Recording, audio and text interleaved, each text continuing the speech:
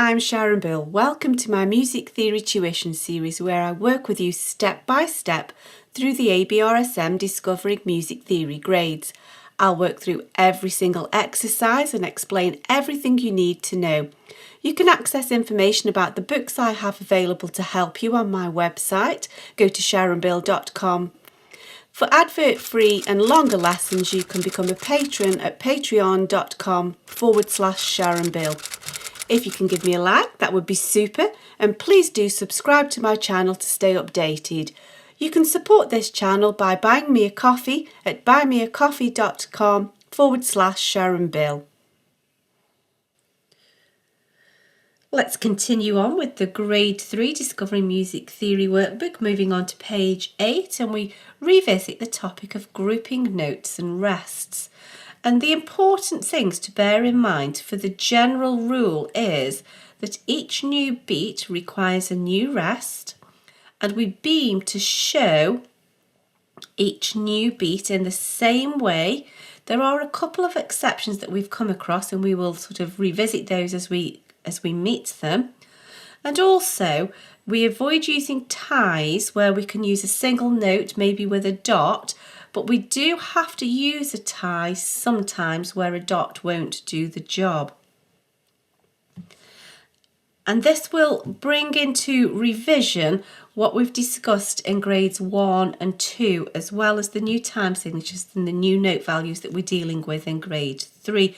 The principle always remains the same, however. We're always looking to tidy up and show where each new beat starts.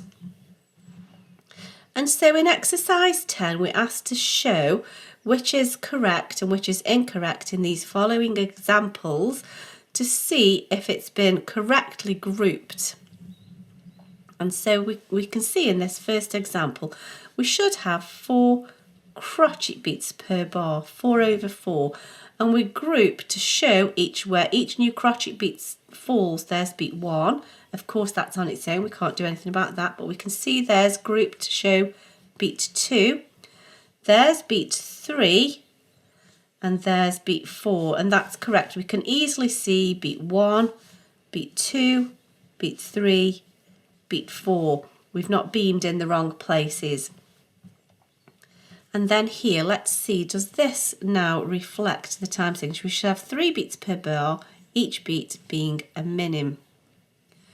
So we can see that quaver plus quaver is crotchet, quaver plus quaver is crotchet. So there is minim beat 1.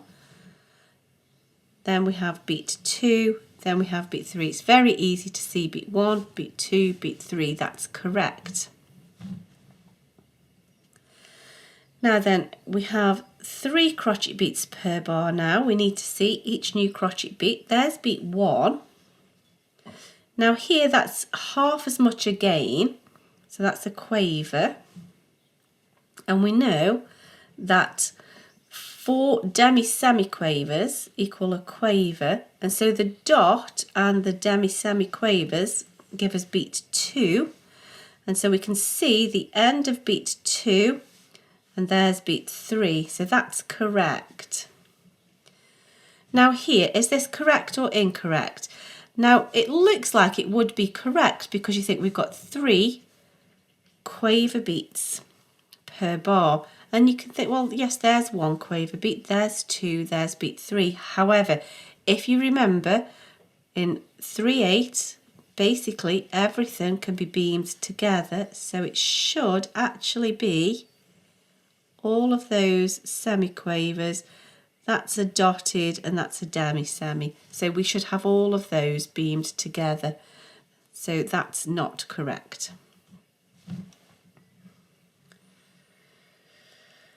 If you haven't done so already, do try these remaining exercises on your own first of all. It's okay if you get it wrong, just erase it out and have another go. So we should have 2 crotchet beats. We need to see where beat 1 falls, where beat 2 falls.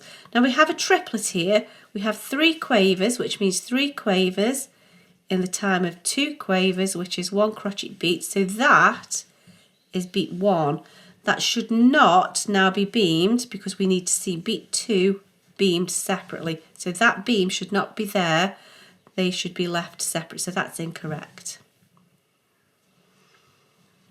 So now we should have 4 crotchet beats per bar.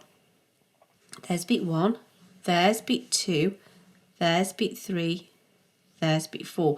Now that's incorrect because if it's a mixture of quavers and semiquavers, we don't beam more than a crotchet beat's worth. We can only have 4 quavers representing a minim beat, but it can't go over the middle line. So this is wrong on 2 counts. We need to show beat 2. There's the halfway point, and then beat 3 is a mixture of quavers and semiquavers, so that should only be grouped in a crotchet beat's worth. This is way back from grade 1 actually, so that's just revising some information from grade 1. So that's wrong. Let's have a look at this one. Now this, again, it looks like it could be correct because there are 4 crotchet beats per bar, and we can see there's beat 1, there's beat 2, there's beat 3, there's beat 4. That is correct in every sense, except there is no need for this tie. It's much easier to see a dotted crotchet and 2 semiquavers. A dot will easily replace that tie, and again this goes way back to grade 1 when we first came across this, so that is incorrect also. Now here we have a bar of 3/8, everything is beamed together, and that's entirely acceptable. And that's that page, soon completed. I hope this is helpful to your studies. Please do like and subscribe to stay updated. If you'd like to support this channel, you can buy me a coffee, and for advert-free lessons you can become a patron. Do visit my website where you'll find many resources available to help you. Visit sharonbill.com. Thanks for watching. Bye.